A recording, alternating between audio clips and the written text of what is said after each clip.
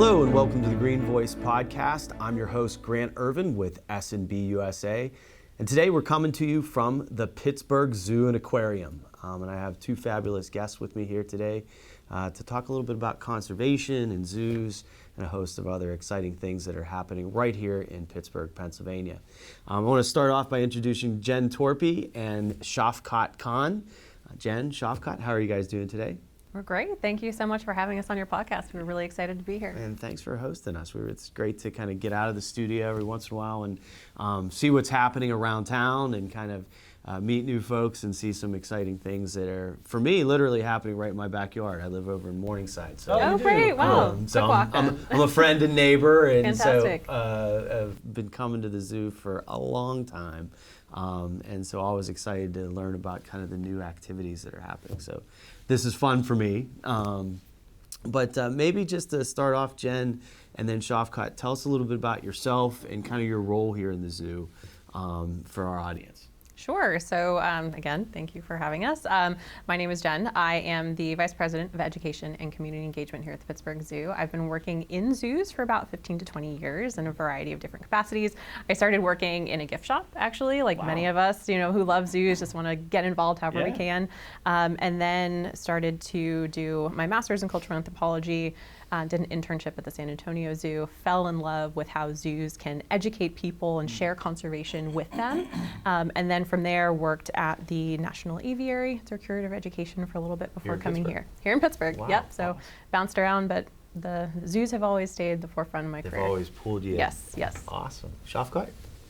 I'm Shafkat Khan, the Director of Conservation here, and with Jenn and other colleagues trying to shore up and build up and take our conservation work forward.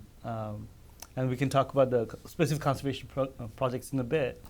But my background is in ecology and climate change and that sort of thing.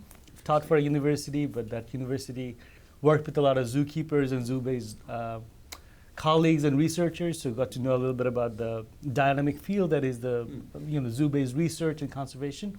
And that was my entry point into the zoo world, and have been here since last year.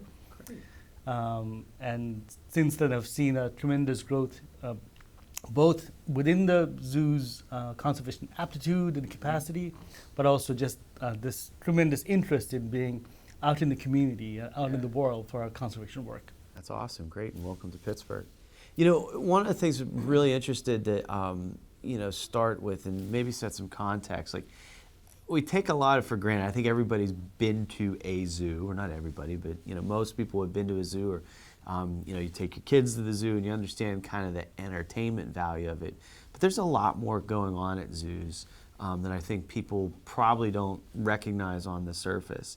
Could you, in both your kind of perspectives, what is the value and importance of a zoo, and what are some of those things that are happening kind of behind the scenes, so to speak? Yeah, I'm so glad you asked this question, because I think zoos are one of the most important places that people, especially living in cities where most zoos are, can encounter wildlife and wild places in ways that they can't in a really urban landscape. So zoos are super important for connecting people with the environment in ways that they might not see in their everyday life, and helping them to recognize the animals that are in their backyard that otherwise they might not pay attention to. So the education value is huge. We offer education programs, internships, volunteer opportunities for people. But the conservation work we do is also incredibly important. So Shafkat, I'm sure you can fill us in a little more on that. Yeah, so you started with the entertainment value, of course, that's very evident for zoos. Education programs have been ongoing for the zoo industry for the last few decades. In addition, we have got a good zoo would have research as well as conservation work. Yeah. So those are sort of the general areas that people, scholars in the field, have seen the utility of zoos to the society. But as we were talking about before recording, the conservation programs of zoos are ever evolving, and I would say one of the most actively expanding area of work for zoos. And back in the 1990s or even earlier, there was this notion of creating an ark, kind of like Noah's Ark of having assurance populations in zoos, and that was a big focus of the conservation work then. And since then, we have diversified the conservation work a little bit. So for ourselves in Pittsburgh, our conservation work involves international work, and hopefully some Red Panda related conversation we'll touch on in a bit. But then we are also working with the city of Pittsburgh. This morning I was responding to emails for community green spaces and how we can bring educational and engagement components to make that from a green space to community and learning space. So those are the sort of aspects of urban conservation work we're doing, and that's sort of very symbolic for how other zoo programs are also engaging with their local communities. The regional conversations we're having for helping with reintroduction programs regionally, and those are with a couple different agencies. Plans are almost finalized, have to talk off the record, and or even like next week or month, we'll be able to share with you more details on that. And then international conservation work, not just on the animals, but also habitat-based or community-based work, both regionally and globally. Interesting. Like, you know, one of the things that it sparks my question a little bit, maybe some nuts and bolts just about the zoo itself here in Pittsburgh. Like I said, everybody sees kind of the front face in terms of, you know, walking around the zoo and things. But like, what is that size and capacity of like the number of researchers and the different? We're going to touch on the pandas in a second, so I want to get to that. But there's a lot of conservation research and activity that's happening here behind the scenes. Like, what's that capacity look like? Yeah, I'll speak a little bit to the conservation education work that we do. So the Pittsburgh Zoo itself sees almost 1 million people every year, which is incredible. And the reach of zoos globally is about 700 million visitors annually. So we have 1 million of that. And we have 1 million of that, which is great. I mean, if you, when you really consider good, that, yeah. so that's really exciting. Pittsburgh punching above its weight. Yeah, there we go. So all of the visitors who come through the door, we try to connect them through signage or through connections with our educators or our volunteers, a little bit more about the work that we're doing behind the scenes, animal facts, and with our conservation mission. So we really try to inject education in the regular visitor day, but we also offer other programs, like I mentioned, our internships. We have teen programs that are kind of like a green jobs training and bringing the next generation of conservationists Some up. really good overnight programs for young Great children, overnight too. programs, Just a yes. Quick personal plug. So Yes, thank you. We have, programs for every age that really try to connect people with that conservation work that Shafkat was talking about, and give them a little bit of a behind-the-scenes look at the care that goes into the animals to make sure that they're happy, healthy, and thriving here at the zoo. Because when we're talking about research, one of the ways that zoos really contribute to is by helping to understand what animal behavior, animal nutrition, animal health needs are, so that we can look at those in their natural habitat and kind of identify what does an animal need to thrive and maybe what are they not getting in their natural habitat based on the research that we have here at the zoo. So that's the way that our conservation education really tries to connect it. And then we work really closely, Shafkat and I, and how do we bring conservation experiences locally to the community. And that's a new direction for many zoos and a new direction So for getting Pittsburgh. out into the Getting community. out, so bringing the zoo to the community, not just the community coming to the zoo. Right. And identifying what are the great conservation partners that are working here that we can connect this really hungry audience of 1 million people who want to support animals, who want to support the environment, to those projects that are happening in their backyard. Yeah. So that's one of the focuses that we're having moving forward. So is that looking like more at local species? Yes, so we want to Okay. have that international focus, but also a local focus as well. Because I know, a lot of the folks come to the zoos to see the quote-unquote exotic animals, or animals that are not from, the North American continent or not. But like, that's interesting to bring that local focus. What does that look like? Yeah, so here at the zoo, it looks like our backyard research station in the Kids Kingdom area that we just renovated this past year. And it really focuses on connecting people and helping them look and see the signs of wildlife in their backyard, identifying different native trees, encouraging them to plant trees that are native that will help insects thrive, which will help bird populations, helping them identify different bird species. Exactly, all of the native pollinators that we need to survive. So that's just one way that we're trying to really bring that to our campus. But there's a lot of other programs that we want to make sure that that's more visible and offer additional opportunities. Interesting. One of the things too, you both touched upon this a little bit, and I can think about just my lifetime, how zoos, the physical shape of the zoo, and you mentioned the word habitat, has changed.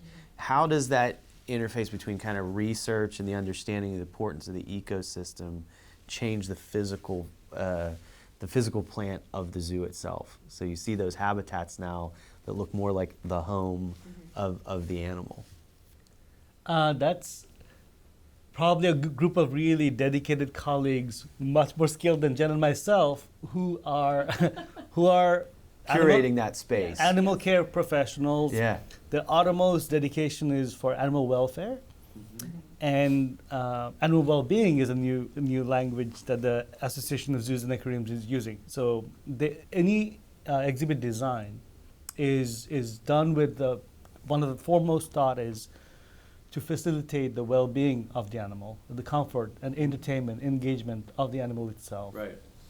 Yeah. So, and then secondary comes whether you can tell a story with that exhibit design to the audience. Yeah. And how do you engage? It's interesting too, make you think, in your intro you talked about the role of like climate change and how that intersects with conservation and habitat. What are some things that like you see both from a conservation perspective that you're seeing in your research, but also how are you then able to apply that here to the zoo itself? Like what does that start to look like? Ooh, that's a big question. I come up with. Yeah, because climate change is a big issue, and it's kind of touching on everything from the I come up with some big ones every now and I again, appreciate Jen, that. so, I appreciate that. Put us on the spot. So, obviously, everyone is dealing with climate change and resiliency in their own physical spaces. So we definitely need to consider as So are the animals. Yeah, exactly. And so Right. are the animals here. So as we are dealing as a zoo community and as the animals living here are going to have to deal with those weather changes. So in a very real way, we need to consider animal welfare and animal well-being. In a warming world. What does that mean for a cold weather species that needs to be outside or wants to be outside, a polar bear, for example. So it's making habitat modifications so that she has access to a cool pool year round and Or air the lion conditioning. needs a warming rock longer. Right, Or exactly, less, yeah. exactly. So we definitely need to look at it from the animal perspective first and foremost, but it also means that it's imperative for us here to make sure that we're focusing on sustainability in our grounds and all of our facilities as we continue to, update. We're always trying to change and grow as a facility.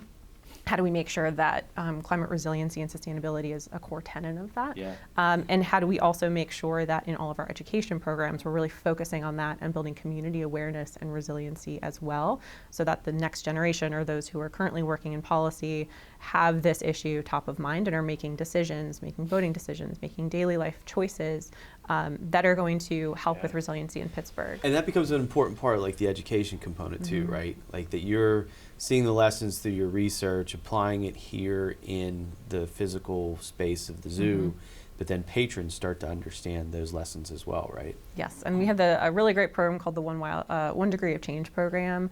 There's signage throughout the zoo. We do programs, outreach programs through our Zoomobiles, or on-site programs for K through 12 schools and families, really focusing on what are the actions that they can take, building up climate literacy. How do we make sure that they're understanding the real issues and they can kind of see and hear reports in the news and understand what those mean for them. So on an education side, it is really a core tenet of what we do, and it's a foundation of the conservation strategic plan that Shafkat has developed. Yeah, Right. terrific. Tell us a little bit about that. Yeah, if I may just mention a couple quick things in terms of climate change. So Jen talked a bit about how our campus is making us think about climate change. But in addition, any messaging that we do in the education programs touches on climate change. So it's an opportunity to bring our audience into our campuses, but also open their eyes up to the world. Right. And regionally speaking, and we can talk more about the international stuff later, but regionally speaking, when you have pollinator backyard gardens and so on, those are also natural climate solutions. So they're always an opportunity to talk or Creating remind people. pollinator gardens and things of that Yeah, nature. or even the canopy, like it reduces urban heat stress, addresses environmental justice issues, addresses air quality, but they're also sucking in carbon from the atmosphere. And also, if you have a mowed lawn, for example, you're using gasoline to mow that lawn. So a more system-centric conservation solution in our local space looks like it's banking on climate change as one of its central sort of pillars, which is exactly how we think about our conservation work in the conservation strategy. Climate change is one of the focal areas that we have identified. So not so much that we're a conservation work be it locally, regionally, or globally, is always trying to think how wildlife conservation, habitat conservation has or tries to impact, or offer solutions to climate change. So that could mean working in northern Zimbabwe, in areas where there's high density African elephant populations, how climate change may impact that population because of water scarcity over time. And then in the Nepal work, a lot of the work is around habitat preservation and habitat restoration and conservation, and that forest is carbon. So the work, so it's inherent in the work that we do. What does conservation, in this context mean? Just for like kind of the root sense of it. Like when we're talking about conserving things, is this conserving the habitat? Is this conserving the species? Like, and when you mentioned strategic plan, like, tell us a little bit about strategic planning for conservation. Sure thing. We may have different sort of conversations with conservation. It's such a broad term. Sure, that's why I wanted to kind of narrow it down a little bit. But oftentimes, within our conversations, or at least in my portfolio, I think a lot about biodiversity conservation. So that's pretty synonymous for me when I think about conservation. But because zoos are a nexus for the people to experience their environment and also think about the environmental problems. So it's not always just biodiversity conservation, but sometimes resource conservation, sometimes habitat restoration and conservation that we're talking about. In the conservation strategy, we think about conservation in a very holistic way. For example, we talked about climate change as one of the central focus. Another one is habitat fragmentation and degradation, the leading cause for loss of biodiversity. Is it their habitat is being removed? Yeah. Anywhere in the world, if you want to generalize, less places for the animal to live, right? Pretty much. So that's or patchy environments where it becomes different populations become more isolated. So if you have national parks, for example, that on one side of a city and then another on the other, then you effectively have split the population in half, right? So it's not just that they've lost population; those populations can no longer grow together, right, and thrive together. So that's where habitat loss and connectivity really come into play. Yeah. And similarly, extraction or utilization of animal mass and that sort of consumption-related decline is more evident in marine or aquatic systems where you're removing so much biomass because of human consumption. So those are the three areas that the conservation strategy is focusing on. So things like overfishing or deforestation or, And in limited contexts, in certain areas, over-exploitation by humans of a certain game species for livelihood purposes, of course. And those are bit more complex. But then what I meant about conservation work being holistic is that some of our work is informed by values such as environmental justice and equity. And collaboration across agencies, across disciplines, and across conservation and education expertise together. Getting everybody to talk. We have these value pillars that inform the way we go about those big focal areas. And so when you talk about conservation, of course, I'm thinking about biodiversity conservation, but my colleagues here are thinking really holistically about what conservation involvement and engagement looks like for us. Yeah, so conservation, the way we conceptualize it is really how do we as a community come together to solve a human cause problems with human solutions to biodiversity problems. So how do we make sure that we're building a future where future generations of people, animals, plants can all kind of live together and mitigate any of those issues so we can coexist peacefully. You've seen this issue of biodiversity come higher and higher on the agenda. I mean, I know we see it in the corporate sustainability space in terms of like the impact of companies on the environment and what does that mean to biodiversity. ESG scores and all that. Yep. Exactly. In that idea that conversation is oftentimes separated by different industries, pillars, barriers, chasms, and so what do you see as kind of the space that zoos play to kind of link that all together? Because that's really kind of like what you're starting to point to, right? Is that zoos are a nexus point for that conversation. Is that what I'm gathering? Yeah, totally. Yeah, definitely. I At least we'd love to be. Yeah. Yeah. Yeah, and we really see however you feel about zoos. Zoos are places that people come to bond with their families, experience a day of joy connecting with wildlife. Right. And we really want to make sure that while people are doing that, we are continuing to build, trust with our communities, that when we say, offer opportunities for them to connect with conservation or the great work that many of these local nonprofits are doing, that they know that because the Pittsburgh Zoo is behind it and because zoos are behind it, that it's something that they can trust and they can also believe that they're doing good work, right? So we really want to make sure that we're that trusted source for conservation. And I think that zoos really do help advocate for some of the smaller NGOs that maybe don't have the platforms that zoos have.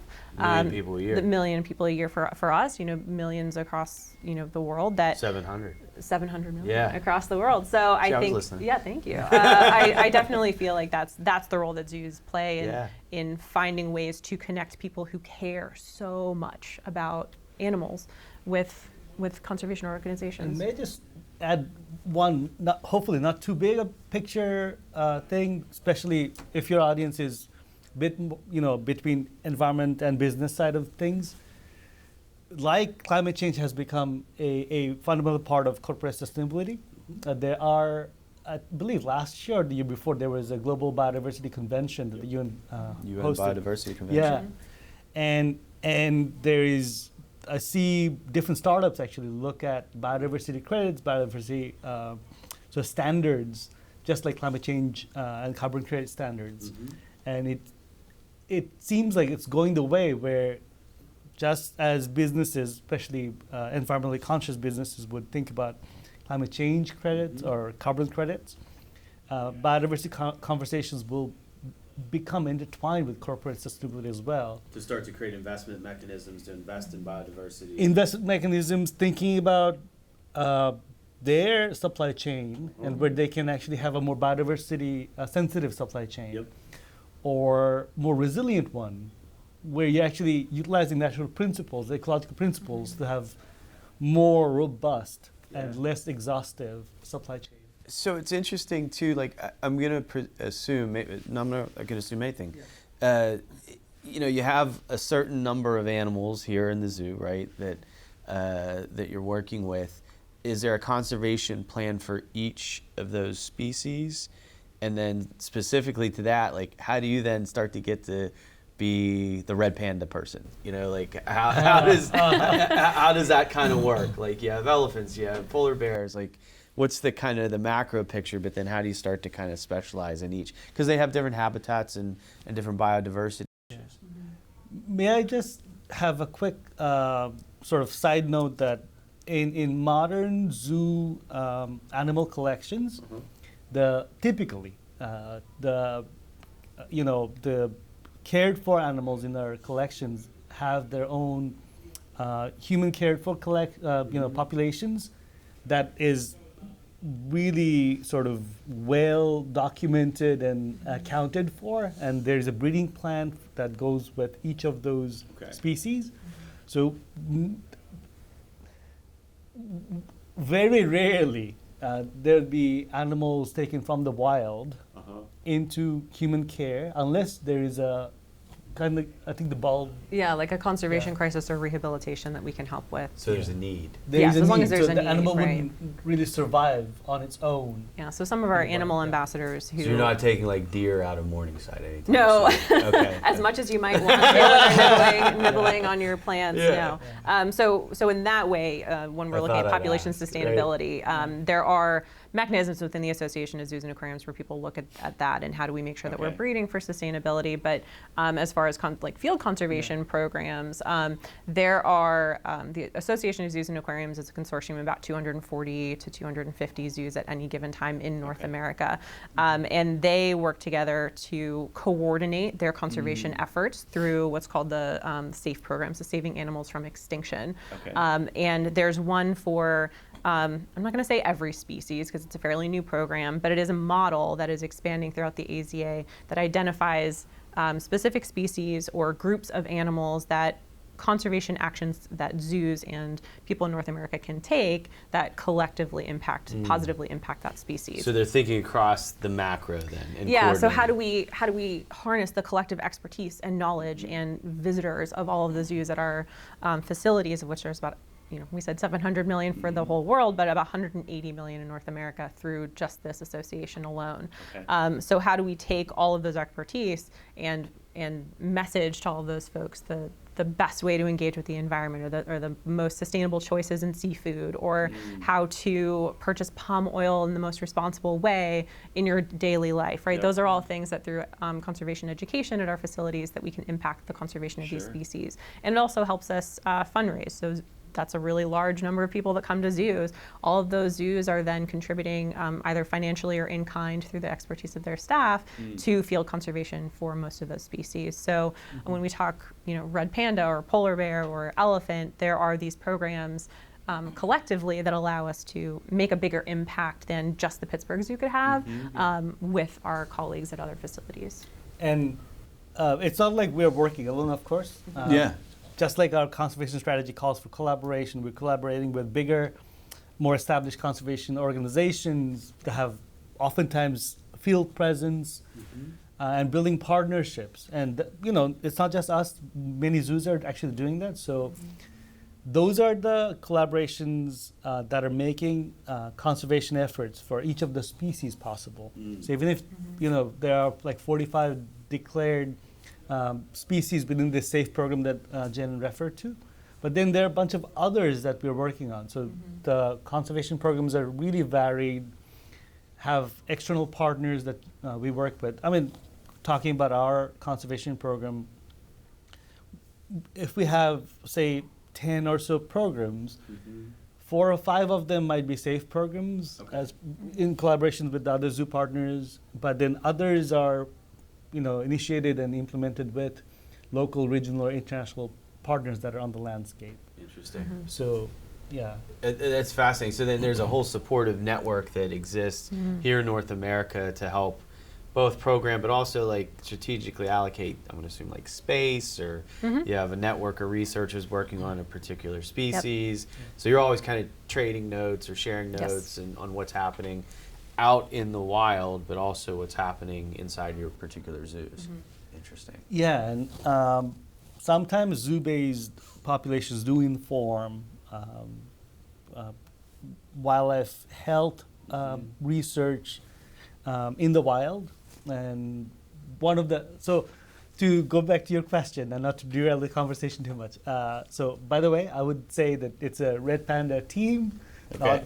Not you. Not just you. As much as I'd love to. Takes a village. If there is a Red Panda guy, I know several people that are candidate for that besides myself. But I was trying to set up a hashtag, like hashtag Red Panda guy. Oh no, those people deserve the hashtag. So myself and Jenn and then our partners from over like 20 plus zoos at this point. Okay.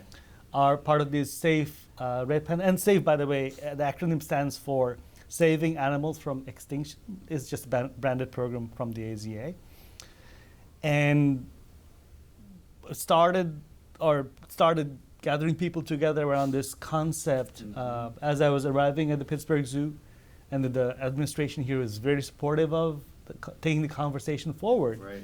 What that opened up is an opportunity for creating a program plan that has really holistic goals. And Jenn is co-leading that engagement side of things. I'm co-leading the conservation program design and impact side of things. And yeah, so. That's interesting. So let's zero in on the red panda as a good example, I think, because, so you have like this broad picture, multiple animals, but the red panda is, I'm going to say, relatively new, but it's How long has it been here at the Pittsburgh Zoo? So we've had Red Panda since about 2011. Okay. When Shia came to us from a zoo in Fargo, North Dakota, the Red River Zoo. She's currently 13. That's a double S&B connection because we have a lot of work in Fargo right now. Okay, so great. The Red River Zoo, I know exactly where it's at. There you go. So Shia came there, and we also have Marcy, who's 3, also came here last year. Okay. So we have had pandas for over a decade. And I think they're a really great one to talk about this thread with, education and connecting the visitor, and then the behind the scenes conservation work that's happening, because Marcy and Shia are, crowd favorites. People love the red panda. If you've ever looked at a red panda and said, "I don't think so, that's not for me," like, I don't understand you at all. Like, yeah, we can't be friends, right? They're so cute. Yeah, they're really charismatic. Really, they're so interactive with the guests who are here, and we have conservation messaging around their habitat, and we have really great encounters that we offer to kind of get people a little bit closer, and one-on-one time with our keepers who take great care of them. But then that allows us to have the funds to support the Safe Red Panda and the teams that we have, our paychecks to be able to then do this conservation work behind the scenes, so that we can continue to raise awareness and support Red Panda Network, which is a leading conservation organization field partner for red pandas. Interesting. And, one of the early questions we were talking about the role animals can actually play in terms of conservation awareness or messaging. There's this big framework around empathy in zoo conservation, education, and engagement field. Empathy, you say? Empathy, yeah. So what that means for red panda in our care is that when you see an animal, of course you're getting entertained, but it's also, if done right, a gateway to the conservation problem, but an ecosystem that is experiencing drastic change from climate change. So you open up those conversations with the audience, and that's how you contextualize the conservation problem. Interesting. And so does that start to transition, like why your team travels to a place like Nepal, for example, which is where you were recently at, is that right? Yeah, I mean, conservation is mission critical, mission centric for us. It's not so much that we do that because we want to tell the audience a story, but it's also something that we do because we do it. Right. There's not necessarily a justification per se, but it's the zoo's mission is conserving biodiversity across the globe and in Pittsburgh and the region. Sure. So as part of that, the conservation program exists, and because we were doing the Safe Red Panda program, we're creating the program, we're proposing the first 3-year plan to the AZA and our colleagues for peer feedback at the end of this year. But for any good conservation program, be it in a neighborhood in Pittsburgh, you just wouldn't want to drop a ready-made conservation program. No, you have to be on the ground to learn, for to sure. build connections, to understand the conservation context, and in this case, taste awesome food and experience the awesome culture that the Eastern Himalayas have. And so, and to really have your finger on the pulse, you have to be in the field a little bit. So that's why I was in Nepal. What are some of the things that you brought back, like some of the lessons that your experience there that you were able to bring back home here and then apply to the program? There are many ways that visit inform the program we're creating. But first and foremost, I brought back relationships. Because, conservation, ecology is the more natural side of things, but conservation is the human side of things, right? Yeah. Humans do conservation, like Jenn was saying. So what is the need and capacity of our partners in Nepal with Red Panda Network, who are based in Nepal? They have a US presence, but and then we're periodically meeting with them to understand and design the next steps for our program. And all of these conversations are informed by what I observed in the field, what are the current needs of the program, and definitely brought back highlights of what are the most important areas for conservation action. Such as? Such as, say, if you're talking about forest restoration, which is what our partners in Nepal are focusing a lot on, what aspect of forest restoration they mostly need. So, and we can give them money for forest restoration, but to have documented return on investment, for example. You have to have a sound investment strategy. And so for this work, we needed to understand which areas of the forest restoration, be it which species to plant, or how on a big landscape to plant. Yeah. If it's clumped or just uniform distribution of plants or planting you're doing, or is it the follow-up, or is it site conditions that are the biggest barrier for a restoration program? So in that case, with the Yeah. forest restoration, are they seeing the challenge being is the need for forest restoration a result of development or species degradation or both, or why forest restoration? Really interesting context here. You may not find that many places in the world, but Nepal is one where people are actually moving away from rural areas, either out of the country or more to the cities. Okay. So population itself is shrinking, per the last numbers I saw. And to community, what used to be a really resource extractive rural community is now shifting more towards, we have this forest, we don't have the manpower or human power. How do we actually get something out of it? So there is an opportunity there in terms of managing those community forests in a way that supports biodiversity conservation. But also because of people moving away from rural areas, a lot of previously agricultural landscapes is now available for doing some restoration work. So one of the areas that the Red Panda Network, our colleagues in Nepal, is working on is apparently has been a pasture since 1850s and constant use since 1850s, but only now there is not enough interest in doing that sort of cattle ranching. There is still some, Right. but yeah, so there is an opportunity, and that's why they're focusing on forest restoration. But what forest restoration does is bridge between habitats, bridge between patches of habitat, so animals can move back and forth. That's interesting. And Jen, you talked about that a little bit earlier too. Like, what's the, you both mentioned like the Red Panda Network. Like, what's the power of those lessons to kind of share that across the network? Like, what does that look like in practice? So the Red Panda Network is an amazing field conservation organization, nonprofit itself, that is based in Nepal and is really leading the Red Panda conservation there. So the fact that we're able to connect with them, our goal is not to come in as the experts on Red Panda.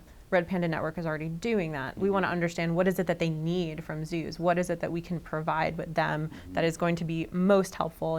And with Shafkat's conversations with them and the continuing dialogue we have, it really is emerging that expertise on the the forest structure and the different types of species that are going to be most beneficial and maybe how to plant them is really helpful. Also, we can do research in our facilities too on how, if we were to build canopy bridges, physical bridges for these animals, what are the best materials, the spacing of the rungs, what is going to make them most interesting to red pandas, how wide do they need to be for a red panda to be comfortable in a canopy bridge. So that's something that is identified as RPN as a need, and us as zoos caring for red pandas in our facilities, we're able to test different types of bridges, right? It becomes a laboratory of sorts. Exactly, Yeah. and then we can learn share those best practices with them. So it has to be a dialogue. We have to, and zoos are really recognizing this, that our field partners are experts, and we want to be able to support them and fill in the gaps that we can. And that's why these conversations with RPN and the Shafkat and the SAFE are really, really important. Interesting. Just to kind of maybe wrap up a little bit here, there's a big day coming up too, There right? is, yes. Maybe if you guys want to talk a little bit about that, and then what's next for the Red Panda engagement here in Pittsburgh. Sure. So International Red Panda Day is coming up September 21st. Okay, right around the it's a Saturday, corner. right around the corner. So that is a day that is celebrated across the country and the world. We hope our Red Panda Network really they put out a lot of activities and toolkits, and we are going to be amplifying that, doing keeper talks here at our facility. Many other zoos are participating. We're going to be doing biofact exploration. We're going to have bamboo that kids can explore, and bamboo is important because it's 95% of a red panda's diet. They're small animals, but they eat about 30% of their body weight in bamboo a day. So we're going to have these interactive story times. our mascot here at the Pittsburgh Zoo is a red panda, Ruby. So she'll make an appearance. So we really do want to engage people and connect them with this incredible species, and then share the incredible conservation work that our partners through Red Panda Network and through the Safe Red Panda are doing, so we can get excitement and buy-in, and maybe some donations towards the cause, because conservation is kind of expensive. Yeah, so for sure. it is really important that we can raise that awareness to help. Great. What's coming up next in the conservation program? Bunch of different things. We're on the exciting side of animal collections. We did speak about how animal collections are not always connected to wildlife populations these days, but to, I guess, make a counterpoint, our conservation facility at the International Conservation Center in Somerset is starting to have more species that are solely dedicated for reintroduction purposes. And we're working with both national and state agencies to implement those. Very soon, we hope to have more of a concrete, So follow our social names. media. Yeah, exactly. But those are happening, and we're developing them, and we're really excited about those. Excellent, excellent. Well, thank you so much, Jenn and Shafkat. We appreciate you being here with us on the Green Voice and sharing us both about the zoo and the conservation program, and also about the upcoming opportunities to kind of meet and greet with some of the red pandas. So super exciting. So thank you both. Thank you so much for having us, and hopefully we'll see y'all at the Pittsburgh Zoo soon. Excellent. And thank you for listening in to the Green Voice podcast. I'm Grant Ervin with S&B USA. Thanks to our friends here at the Pittsburgh Zoo and Gary and Anthony with Pittsburgh Earth Day. We'll listen in and check you out on the next episode. Take care.